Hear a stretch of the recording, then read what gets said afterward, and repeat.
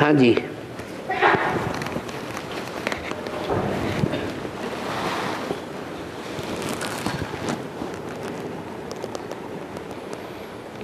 तेरह साल वनवास खत्म होने के बाद महाभारत युद्ध शुरू होता है और 14 साल वनवास खत्म होने के बाद राम और रावण का युद्ध शुरू होता है। 14 साल के बाद। और यहाँ कब शुरू होता है? 14 साल के बाद शुरू होता है। रामायण में तो बताया 14 साल के अंदर खत्म भी हो जाता है युद्ध। क्या उन्होंने तो युद्ध को खत्म हुआ दिखा दिया, लेकिन वास्तविकता क्या है? रामायण एक उपन्यास है या शास्त्र है? रामायण को तो थर्ड क्लास का शास्त्र बता दिया, उसमें बहुत अगड़म बगड़म हो गई।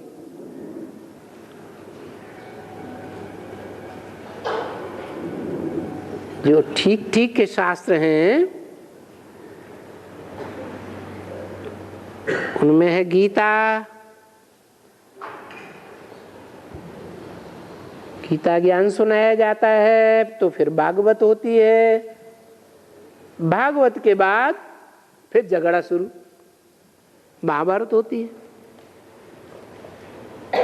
3 मुख्य शास्त्र हैं।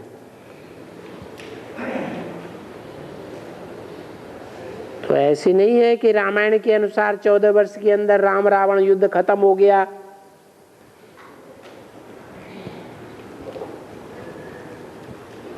और अयोध्या में राम ने राज्य शुरू कर दिया, जहां कोई युद्ध होता ही नहीं। नहीं, ये 14 साल पूरे होते हैं, फिर युद्ध का कारोबार तेजी से शुरू। और महाभारत में तो 18 ही दिन का युद्ध दिखाया है। और महाभारत में द्रौपदी मारती गई, दुर्योधन का पुत्र अपने बाल में दाग के बिना एक गांठ नहीं डाल, ऐसे कहानी में इसका देश का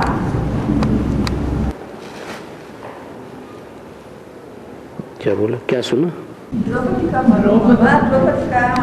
बाल चढ़ती है ना, खुद का शपथ देती है ना उनको। द्रौपदी का उनका बालों को करता हूँ शपथ करती है ना।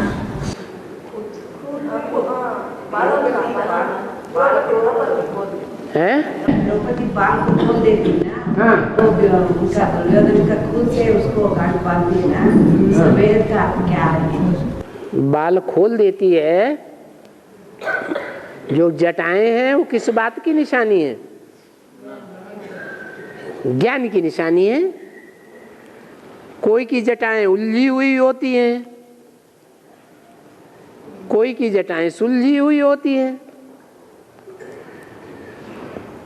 साधु संत हैं पुराने पुराने, वो ये दिखाते हैं कि हमारी जटाएं बहुत पुरानी हैं, बहुत उलझी हुई है।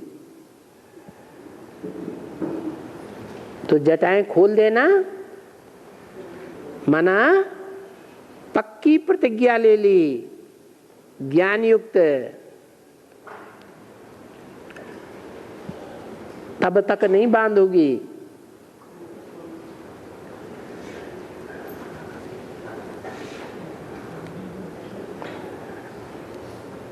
इस बंधन में नहीं हूं तब तक, इस बंधन से भी परे। द्रौपदी महाकाली का पार्ट है ना,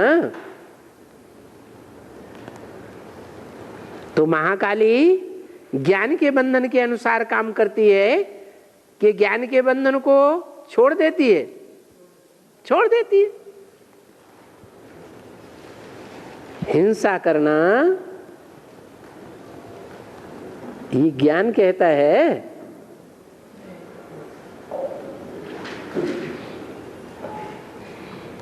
ये कहा जाता है कि स्थापना करना पॉजिटिव काम है और विनाश करना निगेटिव काम है। उसमें भी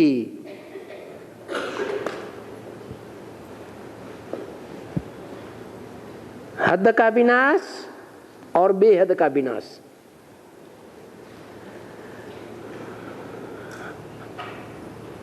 हद का विनाश है आप मुए मर गई दुनिया, नहीं, बेहद का विनाश है आप मुए मर गई दुनिया।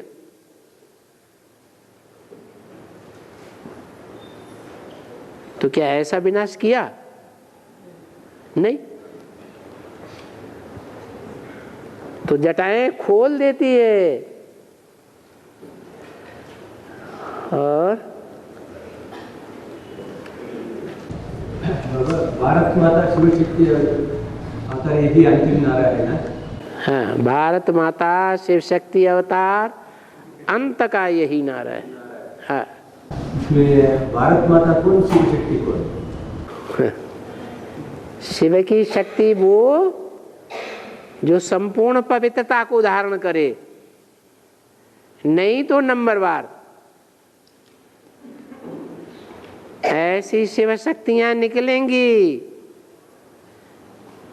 जो मेरा तो एक शिव बाबा दूसरा न कोई, एक के कंट्रोल में चलेंगी, कोई दूसरे की बात नहीं मानेंगी। ये रुद्रमाला को अभी उस लिस्ट में कहें हैं? नहीं कहेंगे।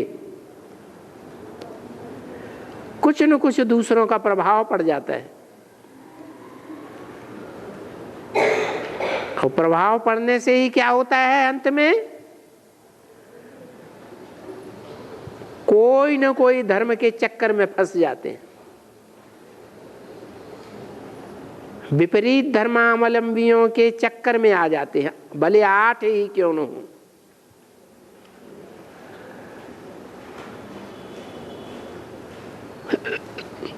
तो जो सजा नहीं खाते 8 वो ही चक्कर में फंस जाते हैं, मायावी धर्म पिताओं के चक्कर में, धर्म गुरुओं के चक्कर में, मनुष्य गुरुओं के चक्कर में आ जाते हैं। तो साधारण की तो फिर बात ही क्या।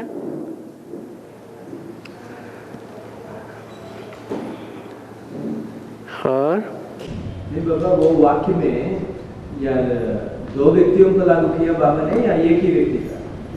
भारत माता और शिव शक्ति। अर्जुन एक ही होता है जो सद्भाग्य का संपूर्ण अर्जन करता है, उसे एक का ही गायन होता है। लेकिन बात एक की है या सभी अर्जुन है? उसी तरीके से भारत माताएं भी सभी हैं, जगदम्बाएं भी हैं।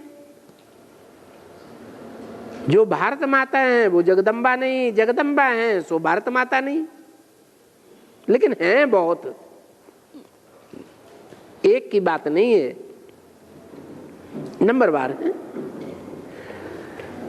जैसे रानी मक्खी के पीछे सब आता है, जैसे रानी मक्खी के पीछे सब आता है। हाँ जी, हाँ जी, हाँ जी। और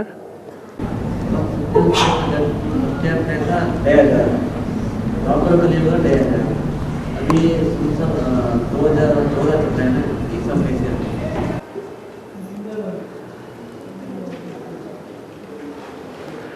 और जोर से बोलो। सत्य प्रेरणा 2000, प्रॉपर कलियुग 2000।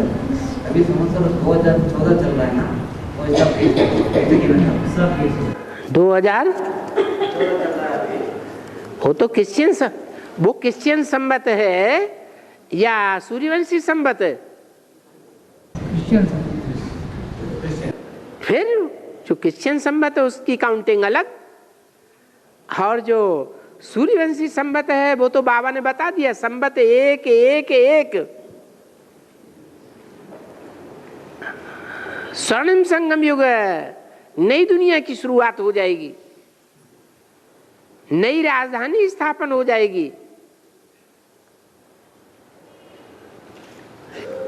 क्राइस्ट और क्रिश्चियंस की काउंटिंग ईस्वी संबत की अलग है, आप उसको इसके साथ थोड़ा ही जोड़ सकते हैं। और नंजनगुड़ में गणेश को मक्खन से श्रृंगार करते हैं, तो बेहद में क्या होगा? नंजनगुड़ में क्या हुआ? गणेश को मक्खन को श्रृंगार करते हैं, मक्खन लगाते हैं। क्या लगाते हैं? मंजन मक्खन लगाते हैं, लड्डू नहीं खिलाते। अच्छा, मक्खन लगाते हैं, मक्खनबाजी बहुत करते हैं गणेश जी की हैं। हाँ हाँ, हनुमान की कहो, गणेश की कहो, ब्रह्मा जी की कहो, मक्खनबाजी कहाँ करते हैं? नंजनगुड़। नंजनगुड़ है कि नंदनगुड़ है? नंज माने विष, नंज माने विष, नंज माने कन्नड़ में क्या? विष, विष, विष। विष। और गुड़ माने मीठा। गुड़ माने? गुड़ माने समूह, संगठन। गुड़ माने संगठन। अच्छा, और गुड़ा? गुड़ माने संगठन और गुड़ा माने नंजुंडेश्वर। नंजुनगुड़ में है नंजुंडेश्वर। लेकिन गुड़ माने किला होता है। गुड़ माने किला, फोर्ट। घर। नंजो विशाल गुड़ छोटा घर। विश्व का किला है। हाँ, घर में नंजुंडेश्वर। हाँ, तो वहां से कोई कनेक्टेड कथा होगी शास्त्रों में, उनके जन्म से संबंधित है, उनकी शादी से संबंधित है, या उनके जीवन से संबंधित है, कोई तो कथा कहानी होगी ना नंजनगुड़ में। उधर नंजुंडेश्वर टेम्पल है। नहीं, टेम्पल तो है, टेम्पल तो बहुत हैं, लेकिन नंजनगुड़ में खास क्योंकि उनका जन्म जो है वो पार्वती के मैल से हुआ, और जो मैल है वो विष होता है, अमृत नहीं होता है, गंदगी होती है। तो जिसका जन्म गंदगी से हुआ है, नंजनगुड़ में उसको मक्खन से क्या किया जाता है? मालिश की जाती है, लगाते हैं, शुद्ध करते हैं, मक्खन अभिषेक। मक्खन का अभिषेक करते हैं, नहलाते हैं। जैसे जल से स्नान कराते हैं तो शरीर शुद्ध होता है, ज्ञान से स्नान कराते हैं तो आत्मा शुद्ध होती है, और गणेश जी को मक्खन से नहलाते हैं, वो भी नंजनगुड़ में। सब जगह में, सब जगह में पूजा करते हैं, हर जगह करते हैं। मक्खन का अलंकार सभी देवताओं का करते हैं। सभी देवताओं का करते हैं। मंदिर में सभी देवताओं को, मूर्ति को मक्खन का अलंकार करता है, पूजा करता है। हाँ, तो अब फिर खास बात क्या हुई? खास बात नहीं है। नंजनगुड़ में खास बात क्या हुई फिर? वहां भी करते हैं, दुनिया में भी करते हैं। जगह में करते हैं। यहाँ भी बैंगलोर में भी हनुमान के मंदिर में हनुमान को मक्खन का पूजा करता है। हाँ, मक्खन से पूजा करते हैं। हाँ जी, अलंकार।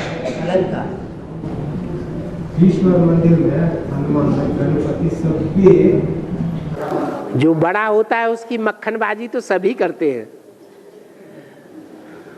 बड़ा है, बड़ा काम किया है तो मक्खनबाजी नहीं करेंगे, करना ही पड़ेगी। हाँ। और बाबा माया जीत, काम जीत, इंद्रिय जीत, जगत जीत, अमोघ वीर्य, शंकर एक प्यूरिटी नंबर 1 का है। हाँ, कोई भी जीत कोई भी जीत जो है वो तब ही होती है जबकि प्योरिटी हासिल होती है। पवित्रता के बगैर दुनिया में कुछ भी प्राप्ति नहीं होती। और गीता में तो यही कहा है, इस दुनिया में ज्ञान के समान कोई भी और चीज पवित्र नहीं है, ईश्वरीय ज्ञान के समान। क्या? जो ईश्वरीय ज्ञान है, नहीं ज्ञान सदृशम पवित्रम इह विद्यते। इस संसार में ईश्वरीय ज्ञान से ज्यादा पवित्र और कोई चीज है ही नहीं। और वो पवित्रता जिसने धारण कर ली वो आधीन रहेगा या अधिकारी बन के रहेगा? अधिकारी बन के रहता है। और अनुसूया का प्योरिटी नंबर 2 का, अनुसूया जो है वो पहले है या भगवान पहले है? भगवान पहले है। भगवान के रूप में पहले जयंती होती है। भगवान कह करके भगवान की जयंती पहले होती है या भगवान बाद में प्रत्यक्ष होता है? बाद में प्रत्यक्ष। अनुसूया पहले ही प्रत्यक्ष होती है, फाउंडेशन डालती है नई दुनिया का, इसलिए ज्यादा पवित्र मानी जाती है। और लक्ष्मी का नंबर 3 का प्योरिटी, वो अनुसूया तो उसकी सास हो गई ना, परदादी हो गई ना। और गंगा का प्योरिटी नंबर 4, गंगा को तो इसलिए सर पे चढ़ाया हुआ है कि अभी तक इतना बोल्ड हो करके साधु सन्यासियों की सेवा और कोई ने भी नहीं की जितनी गंगा ने की। और जमदग्नि ऋषि,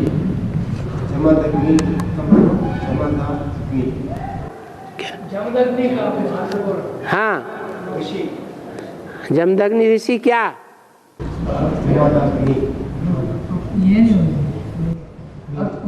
जमदग्नि माना क्या?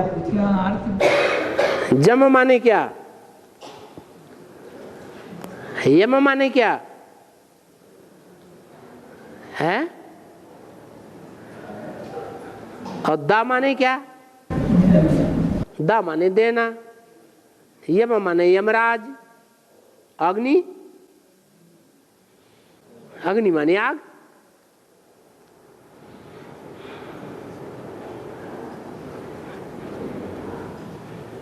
है यमराज से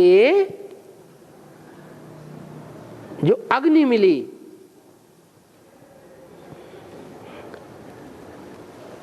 यमराज है वो एक जज है ना, सुप्रीम।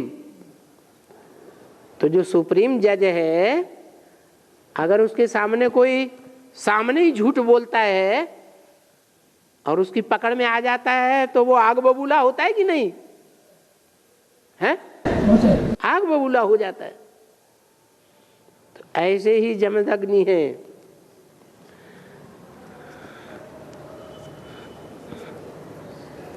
उनके परिवार की क्या विशेषता है?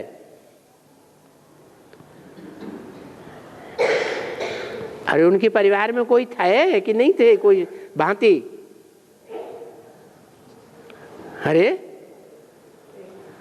कि एक एक नाम उठाते जाएंगे, पूछते जाएंगे।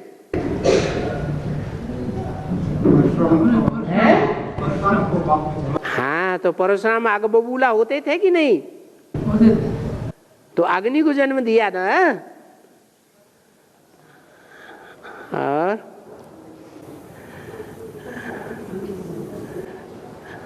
और बाबा, कला ये घटती है और बढ़ती है, इसका अनुभव हो सकती है क्या? रोशनी बढ़ेगी और रोशनी घटेगी, उसका अनुभव नहीं होगा। कैसे अनुभव हो सकता है? आत्मा का कला बढ़ना। आत्मा में ज्ञान की रोशनी बढ़ेगी और ज्ञान की रोशनी घटेगी, उसका अनुभव नहीं होगा आत्मा को। बूढ़ा आदमी हो जाता है, उसको कुछ याद नहीं रहता, तो उसको अनुभव नहीं होता कि पहले मुझे ढेर सारा ज्ञान था, अब मैं सब भूलता जा रहा हूं। पहले इंद्रियों में, हर इंद्रिय में ज्ञान समाया हुआ था, और अब तो एकदम इंद्रियां तामसी हो गई, सोच विचार करने की ताकत ही नहीं रही, तो अनुभव नहीं होता है। बाबा अभी कला बढ़नी नहीं ना है? हमको सीढ़ी चढ़ना है तो कला बढ़नी है। हाँ, अभी बढ़ी है कला। अगर अभी कला बढ़ी है तो वो सिर्फ वाचा तक बढ़ी है या प्रैक्टिकल जीवन में कला बढ़ी है। रावण का ज्ञान असली ज्ञान है या जो प्रैक्टिकल जीवन में ज्ञान है वो ज्ञान है? प्रैक्टिकल में। हाँ, तो अभी उतरती कला है प्रैक्टिकल जीवन में या चढ़ती कला है? क्या अनुभव कर रहे हैं?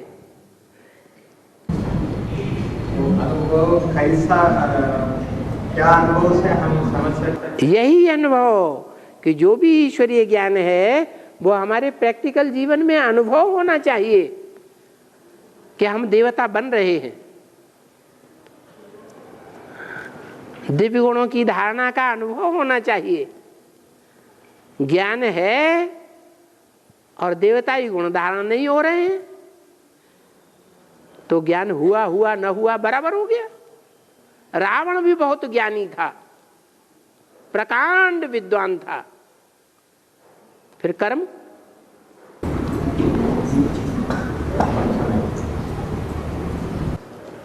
और बाबा Om Mandali is the richest in the world, बाबा कहा था ना है? Om Mandali is the richest in the world. हाँ, वो किस समय का याद है? जब तीनों आत्माओं की मंडली स्वभाव संस्कार से मिलकर के एक हो जाए। ब्रह्मा, विष्णु, शंकर, इन तीनों के स्वभाव संस्कार जो दिखाए जाते हैं, झंडे के कपड़े में एक लाल है तो दूसरा हरा, एकदम विरोधी, तीसरा एकदम न हरा न लाल, एकदम सफेद, कोई रंग नहीं। वो तीनों के स्वभाव संस्कार मिलकर के एक हो जाए, कोई झगड़ा नहीं। न ब्रह्म समाजी, न शैव समाजी, न वैष्णव संप्रदाय।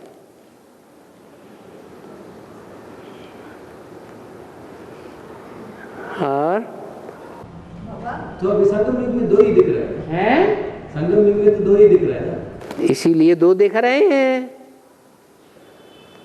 या तो लाल हैं या तो ठंडे हैं। न एकदम ब्रह्मा जैसा ठंडे स्वभाव का होना चाहिए और न एक आग बबूला होना चाहिए। और संपन्न होना चाहिए। हाँ जी, मंत्रालय में राघवेंद्र स्वामी को भक्त लोग पूजा करता है और राघवेंद्र मन में कृष्ण है, हनुमान है, दूसरा लोग मन में वो पसंद करते हैं ना, और भगवान कौन है पूछ रहे हैं माता जी। भगवान कौन है? वहाँ मनसा में भगवान है क्या? वो हृदय में दिखाते हैं ना, हनुमान जी को दिखाते हैं ना। राम को हनुमान, भगवान को हनुमान, कृष्ण को हनुमान, हनुमान को भगवान, गणेश को भगवान, ये सब दिखाते हैं, लेकिन क्या वो भगवान हैं? हैं भगवान? नहीं। भगवान जैसा नाम है वैसा ही काम होना चाहिए। धनवान जैसा नाम है वैसा ही काम होना चाहिए। अगर वैसा ही काम है प्रैक्टिकल जीवन में तो भगवान है, नहीं तो भगवान कौन मानेगा। धनवान है कोई तो आजकल दुनिया में अखबारों में निकलता है ना, विश्व का सबसे बड़ा धनवान पहले नंबर का ये है, दूसरे नंबर का ये है, तीसरे नंबर का ये है। सारी दुनिया मानती है कि नहीं मानती है? तो ऐसे ही भगवान धन वाला, धनवान माने धन वाला, भगवान माने भगवाला। जिसके पास बहुत सारी भगें इकट्ठी हो जाए 16,000 तो भगवान हुआ कि नहीं? मानना पड़ेगा कि नहीं मानना पड़ेगा? मानना पड़ेगा। और नारायण को 4 पूजा हैं? नारायण को 4 पूजा हाँ। 2 ब्रह्मा होते हैं, 2 में विष्णु प्रवेश करते हैं। हाँ। 2 में नहीं करते हैं ना। हैं? इन 2 में शिव कभी प्रवेश नहीं करता है, लेकिन वो स्थान मिले थे ना, ब्रह्मा का स्थान मुझे कैसे? हाँ, ब्रह्मा से विष्णु बनता है ना। विष्णु माने नारायण। हाँ, नारायण को 4 पूजा करते हैं। 4 इसीलिए कि दोनों जो मुख्य ब्रह्मा हैं वो मिलकर के एक हो जाते हैं। लक्ष्मी नारायण दोनों मुख्य ब्रह्मा मिलकर के, लक्ष्मी की बात अलग रखो, वो महालक्ष्मी और ये महानारायण, दोनों मिलकर के एक हो गए। कौन कौन? जो कृष्ण वाली आत्मा है जो ब्रह्मा बनती है, और जो राम वाली आत्मा है जो परम ब्रह्म बनती है, वो दोनों मिलकर के एक हो जाते हैं। इसलिए 4 भुजाएं। और एक लेफ्ट हैंड भी है। अरे नारायण के लेफ्ट हैंड होते हैं कि नहीं? होते हैं। तो लेफ्ट हैंड है उनकी लक्ष्मी, उनकी जीवन संगिनी। 2 लेफ्ट हैंड माने 2 जीवन संगिनी। 2 ब्रह्मा हैं तो उनकी जीवन संगिनी भी 2 होंगी। 2 नारायण हैं तो उनकी जीवन संगिनी भी 2 होंगी। तो भुजा माने मददगार। और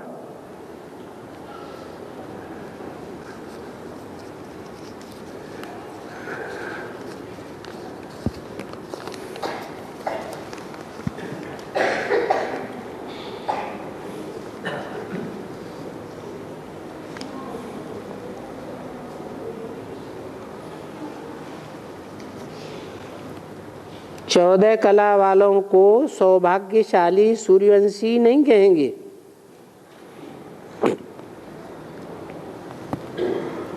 भाग्य जो है वो 100% नहीं बनाया। जिन्होंने 100% भाग्य बनाया वो सूर्यवंशी बने। 100% भाग्य बनाने में फेल हो गए तो उनकी कलाएं कम हो गई। न समझने की तो इसमें कोई बात ही नहीं है।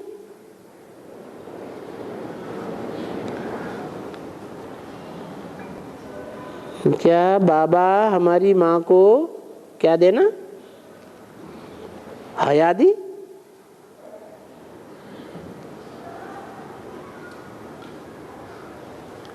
क्या लिखा है? कहाँ से आया? दे दो उनको।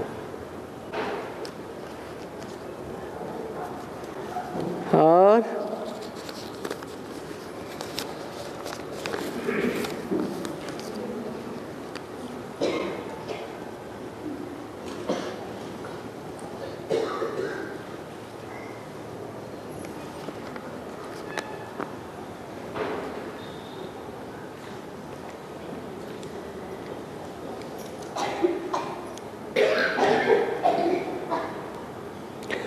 बाबा मुरली में बाबा ने एक बार दादी, परदादी और तरदादी का नाम लिया था,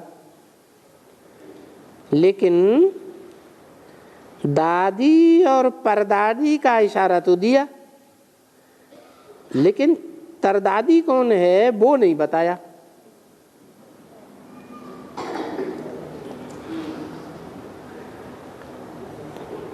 अच्छा,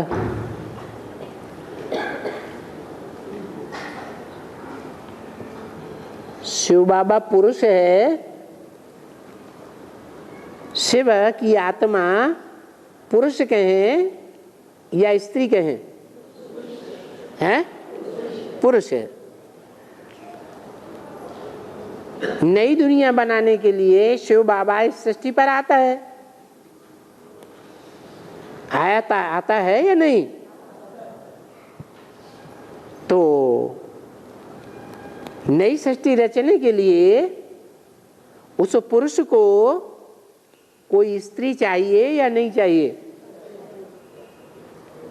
कौन है वो स्त्री? परम ब्रह्म। परम ब्रह्म। वो तरदादी हो गई। उसके पीछे तो कोई नहीं बताया। और सब को उतारने में अव्वल नंबर नाम किसका आता है? शिव बाबा ने जो मुकर्रर रथ लिया, जो मुकर्रर 5 तत्वों का चोला लिया, वो तरदादी। तरदादी नाम क्यों पड़ा है? सबको तारने में, तारने माने पार लगाने में शिव बाबा की अव्वल नंबर मददगार बन गई, इसलिए तरदादी हुई। वो तरदादा। और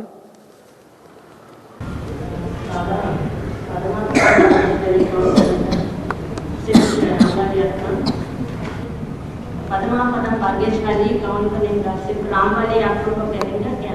हाँ,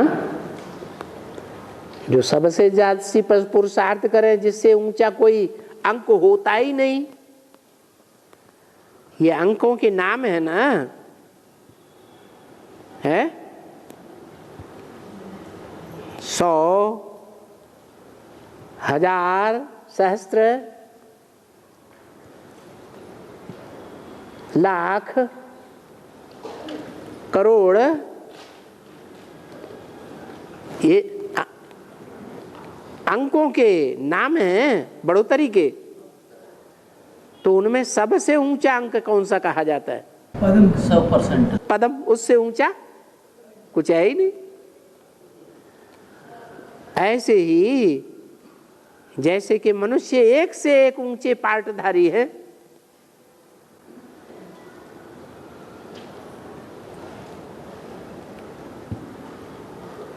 कहें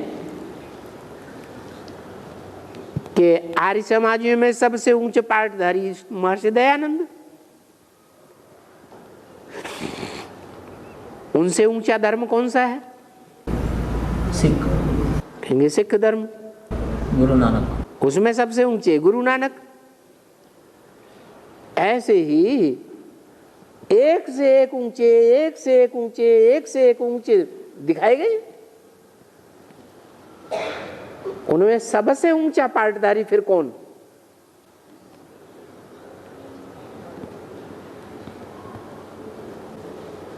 जो सब धर्मों का भी बाप है। हर धर्म में जो भी राजाई का वर्षा मिलता है, उस राजाई को का वर्षा देने वाले प्राप्त करने वालों का दादा है। जो परंपरा चली आती है कि बाप का वर्षा मिले या न मिले, लेकिन दादे का वर्षा जरूर मिलेगा। जैसे हिंदू कन्वर्ट हो जाते हैं, कोई क्रिश्चियन धर्म में कन्वर्ट हुए, कोई इस्लाम धर्म में कन्वर्ट हुए, कोई मुस्लिम धर्म में कन्वर्ट हुए, लेकिन जो कन्वर्ट हो जाते हैं उनको वहां उनके धर्म पिताओं से वर्षा मिलता है राजाई का, दास दासी बना के रखते हैं। इसलिए गीता में कहा स्वधर्मे निधनम से या पर धर्मो भयावह। लेकिन उन्हीं हिंदुओं को, हिंदू धर्म की आत्माओं को जो दूसरे धर्म में कन्वर्ट हो जाती हैं, वहां उनको वर्षा नहीं मिलता बाप से। जब यहाँ कन्वर्ट होकर के आती हैं, संगम युग में ब्राह्मण बनती हैं, तो उन ब्राह्मणों को राजाई का वर्षा मिलता है या नहीं मिलता है? किससे मिलता है? धर्म पिताओं से मिलता है या धर्म पिताओं के भी बाप से मिलता है? धर्म पिताओं के बाप से मिलता है। डाडे का वर्षा जरूर मिलता है। तो ये परंपरा यहां से चलती है। और बाबा सर्वगुण संपन्न संपूर्ण निर्विकारी कहते हैं ना, वो भक्ति मार्ग में किस शास्त्र में है? किस शास्त्र में है? 16 कला संपूर्ण तो शास्त्रों में ही बताया है कि सतयुग में 16 कला संपूर्ण होते हैं। सभी शास्त्रों में, जो भी पुराण हैं उनमें ये बात बताई गई है कि सतयुग में 16 कला संपूर्ण होते हैं, त्रेता में 14 कला संपूर्ण होते हैं, द्वापर में 8 कला संपूर्ण, कलयुग में धीरे धीरे कम होते होते 9 कला। देवताएं सर्वगुण संपन्न होते हैं। देवताओं में अवगुण कोई होता ही नहीं।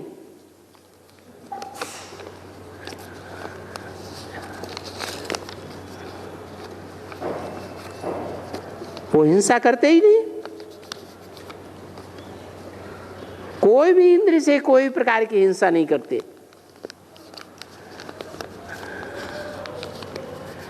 और ब्राह्मण परिवार में शरीर जोड़ने के बाद है, ब्राह्मण परिवार में शरीर जोड़ने के बाद अंतिम क्रिया करता है। अंतिम क्रिया करने के बाद श्राद्ध वगैरह करता है, वो करना जरूरी है क्या? नहीं, अलग अलग तरीके से करता है। तो वो हिंदू धर्म के अनुसार जो हिंदुओं के मनुष्य गुरु हो चुके हैं, उन्होंने जो कर्मकांड बना दिए, उन कर्मकांडों को फॉलो कर रहे हैं। शिव बाबा के ज्ञान को उन्होंने समझा नहीं है, तो उन कर्मकांडों को फॉलो करते हैं।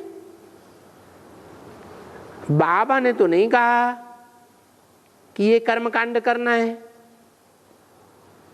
बाबा ने तो ये कहा कि शरीर खलास हो जाता है, आत्मा उड़ जाती है, वो शरीर सड़ता न रहे, बदबू न मारे, चारों तरफ वातावरण को गंदा न करे, इसलिए उसको खलास कर दो। गाड़ने से भी ज्यादा अच्छा है, उसको जला दो, राख बना दो। बाकी कुछ करने की दरकार नहीं है। श्राद्ध करना, ये करना, ये सब कुछ जरूरी नहीं। बाकी अगर कोई करते हैं तो वो उनकी भक्ति है। भक्ति अनेक गुरुओं से आती है, एक शिव बाबा से नहीं। जो अनेक गुरुओं से परंपराएं चलाई गई हैं, उनको जो फॉलो करते हैं वो भक्ति करने वाले हैं। उन भक्ति करने वालों को भक्ति करना बंद करना है, रोक देना है, या उनकी भक्ति होने देना है? होने देना है। भक्ति उनकी पूरी होगी तो भगवान मिलेगा।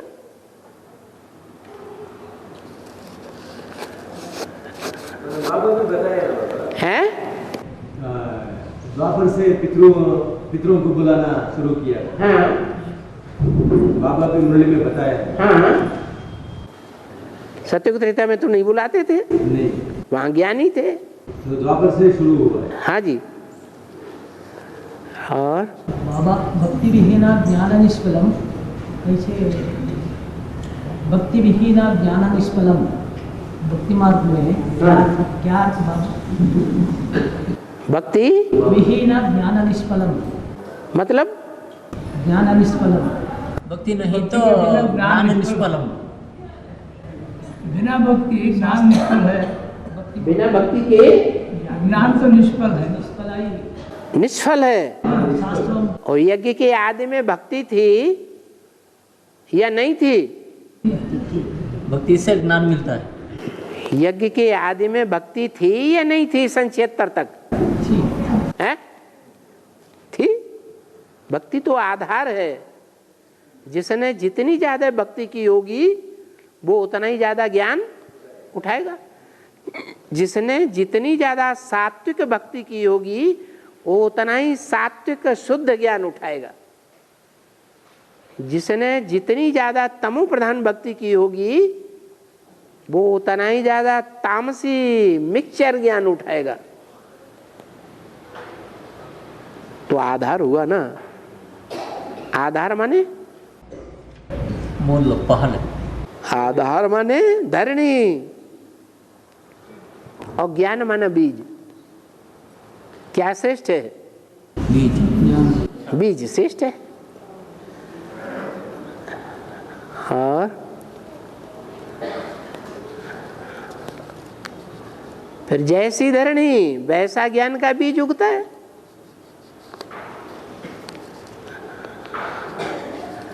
और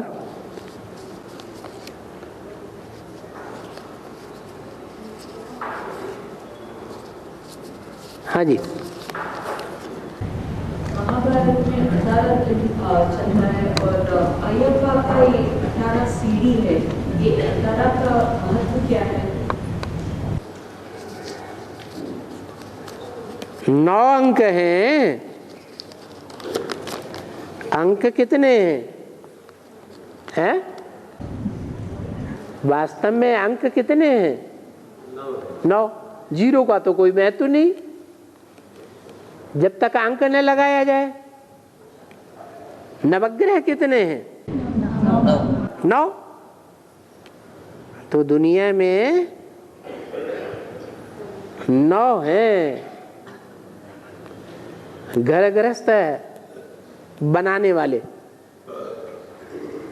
अब कोई उसको लगातार काबिज रखते हैं, घर गृहस्थ के जीवन को सारा जीवन काबिज रखते हैं, और कोई डाइवोर्स दे करके दूसरा घर बनाते हैं, तीसरा बनाते हैं, चौथा बनाते हैं। स्थायी रहता ही नहीं। कोई अव्वल नंबर में गृहस्थी है, कोई एकदम लास्ट नंबर की गृहस्थी है।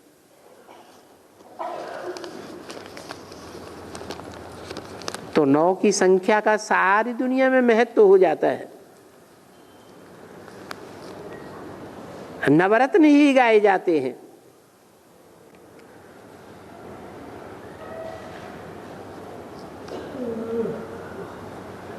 नवनारायण। 9 नारायण ही है। वही ग्रह। नारायण माने ऋषि।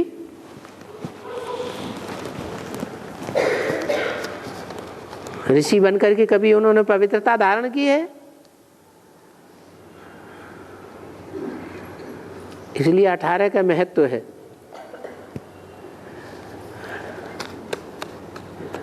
और बाबा ನನ್ನ 2 ಸಾರಿ ಫ್ಲಾಸ್ಕ್ ಮಿಸ್ ಆಯಿತು, 2 ಸಾರಿ ಮಿಸ್ ಆಯಿತು. ಅದರಲ್ಲೂ ಕೂಡ ನನ್ನನ್ನು ನಿಶ್ಚಯವಾಗಲೂ ಹೋಗಲೇಬೇಕು ಇವತ್ತು ಅಂತ ದೃಢ ನಿರ್ಧಾರ ಮಾಡಿ ನಂಬಿಕೆಯಿಂದ ನಾನು ಬಂದೆ. ನನ್ನ ಮನೆಗೆ ಕೂಡಿ ಬೀಗ ಹಾಕ್ಬಿಟ್ಟು ಲಾಕ್ ಹಾಕಿ ಬೀಗ ಹಾಕಿ ಇದು ಮಾಡಿಬಿಟ್ಟಿದ್ರು. ಅದಕ್ಕೋಸ್ಕರವಾಗಿ ನಾನು ಮೇಲ್ಗಡೆ ಅಂಕಿಳಿಸಿ ಮೇಲ್ಗಡೆ 2 ಮೇಲೆ ನಾನು ಬೇರೆ ಅರ್ಜಿಯಿಂದ ನಾನು ಬಂದಿದ್ದೀನಿ. ಇದನ್ನು ನೀವು ಅವ್ರಿಗೆ ಹಿಂಗೆ ತಿಳಿಸಿ. ಅಷ್ಟು ತೊಂದರೆ ಬಂದಿದ್ದೀನಿ ನಾನು ನಿಜವಾಗ್ಲೂ ಪಾಪ. 2 बार से मिलन मिस हो गया था। कारण बता रहे कि उसके परिवार को जिसको संदेश दिया जाता है बाबा आए उनके बेटे को या किसी को, वो इनसे लड़ाई करते हैं। और ये बात तो ताला भी लगा दिया, ऊपर से कूद के आए। ಮುಂದೆ ಎಲ್ಲಿದೆ ಬಂದ್ಬಿಡಿ ಅಂತ ನೀನು ಮುಂದೆ ಒಂದು ಸಾರಿ ಬಂಧುಗಳು ಅಂತ 2 ವರ್ಷದಲ್ಲಿ ಈ ಮೊನ್ನೆ ನನ್ನ ವೀಕ್ನೆಸ್ಸನ್ನು ತಿಳಿಸಿದೆ. ನೀವು ಮುಂದೆ ಇರ್ತಿದ್ದೆ, ನೀವು ಬಂದ್ಬಿಡಿ ಅಂತ ಹೇಳಿದ್ದೀರಿ. आप राजयोग सीखने आए ना। राजयोग राजा बनने वालों के लिए होता है। जो राजा बनने वाले होते हैं वो राजाएं पावरफुल होते हैं या कमजोर होते हैं? पावरफुल आत्माएं होती हैं। तो आपकी परीक्षा होनी चाहिए कि नहीं कि आप राजा बनने योग्य हैं या नहीं हैं या नहीं? अगर राजा बनने योग्य हैं तो आप किसी के अधीन नहीं होंगे।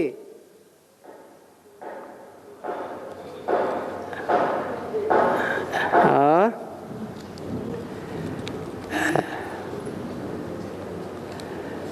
हाँ,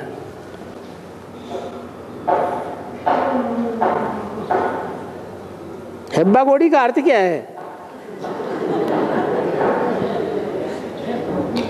कन्नड़ जानने वालों के लिए कन्नड़ का अर्थ होगा, वो अपनी बुद्धि चलाएं। हिंदी के अनुसार हे अब्बा गोडी, गाड है तो गॉडी भी होगी। परम ब्रह्म शिव बाबा आते हैं तो ब्रह्मा चाहिए कि नहीं? वो प्रजापिता ब्रह्मा हो या ब्रह्मा हो या तीसरे नंबर का या चौथे नंबर का ब्रह्मा हो, ब्रह्मा तो जरूर चाहिए। तो गॉड आया तो अव्वल नंबर की गॉड ही कौन हुई? है शिव बाबा। शिव बाबा है अव्वल नंबर की गॉडी, जैसे बाबा की बाई, ऐसे गॉड की गॉडी कौन हुई? अरे परम ब्रह्म हुआ। और 5 तत्वों का पुतला चाहिए ना शिव बाबा को, तो गॉडी हो गई। हे अब्बा, अब्बा किसे कहते हैं? डाडे को। शिव बाबा हो गया डाडे, गॉडी हो गई परम ब्रह्म। हे अब्बा गोडी।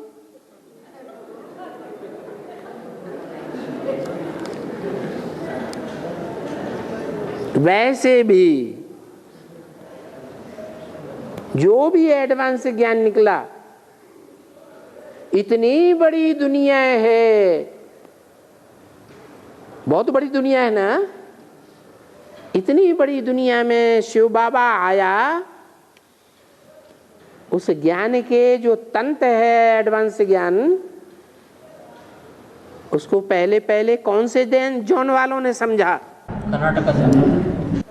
कर्नाटक जोन वालों ने समझा, जो वहां पार्टियों की पार्टियां बनी बनी पहले पहले पहुंचने लगी। और उनमें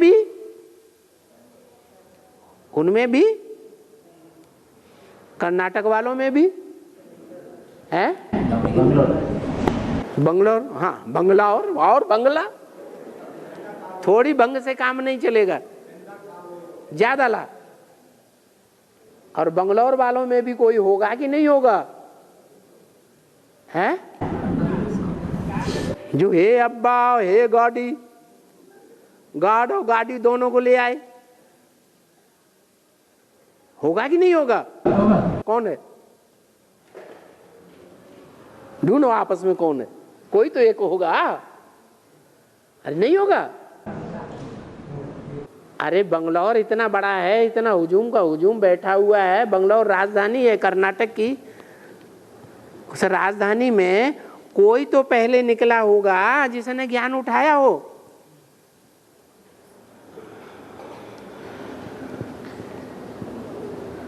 बाबा पहले दावणगेरे वाले नहीं, वो तो बाद में। बीके में भी कर्नाटक से ही निकला है। पार्टियां ले जाने की बात कर रहा हूँ। हाँ, बीके में भी कर्नाटक से ही पहले पार्टी जाने लगा। सबसे जास्ती पार्टियां पहले शुरुआत में कर्नाटक से गई, बाद में कर्नाटक वालों ने ही आंध्रा में ये ज्ञान जाके सुनाया।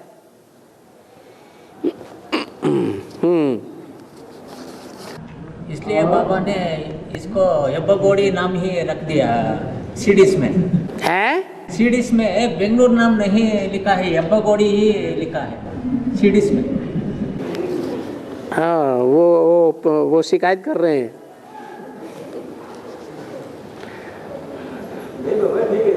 ठीक है, अच्छा ठीक है फिर। ब्रैकेट में बेंगलुरु डालना चाहिए, नहीं तो कोई नाक से आता है, दूर से आता है तो उनको कंफ्यूज हो जाता है, ये तो बेंगलुरु का है नहीं ऐसा समझेगा। हेब्बगोडी ब्रैकेट में बेंगलुरु रखना।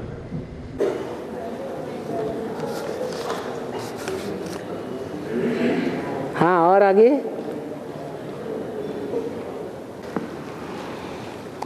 बाबा राम ने सीता की अग्नि परीक्षा ली, फिर भी जंगल में छोड़ दिया। इसका बेहद का अर्थ क्या है?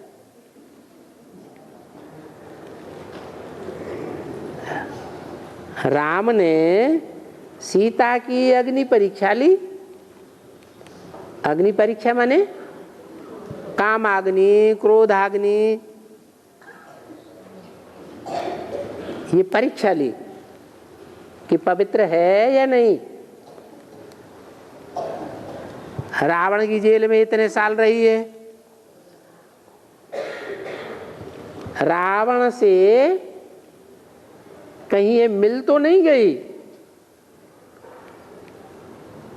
दूषित तो नहीं हो गई, इसका मन जो है वो पवित्र है। मन पवित्र होगा तो तन भी पवित्र होगा। क्या मन अगर मजबूत है तो कोई भी विकारी नहीं बना सकता। तो अग्नि परीक्षा ली,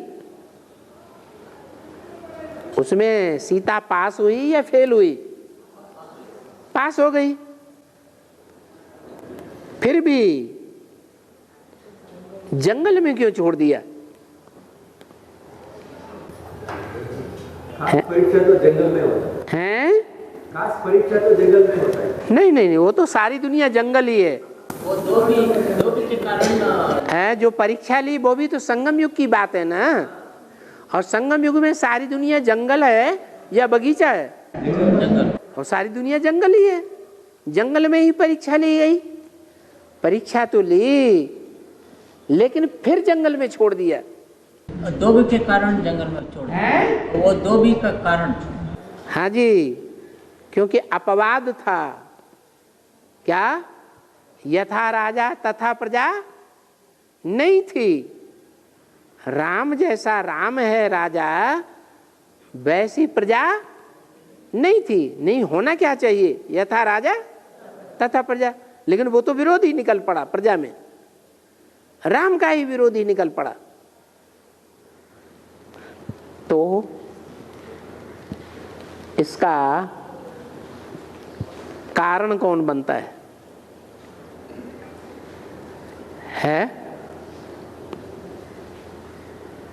घर के अंदर, परिवार के अंदर जब माने बैठे हैं वसुधैव कुटुंबकम, सारी वसुधा ही हमारा कुटुंब है, और सारी वसुधा कुटुंब है, तो कुटुंब की एक माता भी है, एक पिता भी है।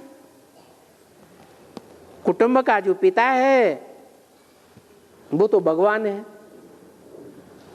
अब माता तो भगवान नहीं है।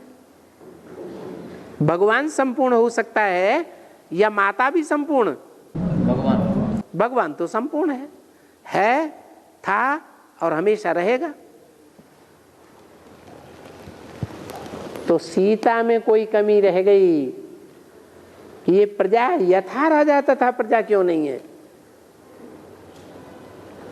इसलिए जंगल में भेज दिया। और जंगल में भेज देने के बावजूद भी जो रिजल्ट निकला, बच्चे पैदा हुए, वो भी बाप को सपोर्ट करने वाले निकले या बाप से लड़ाई लड़ने वाले निकले? तो बाप के बच्चे थे।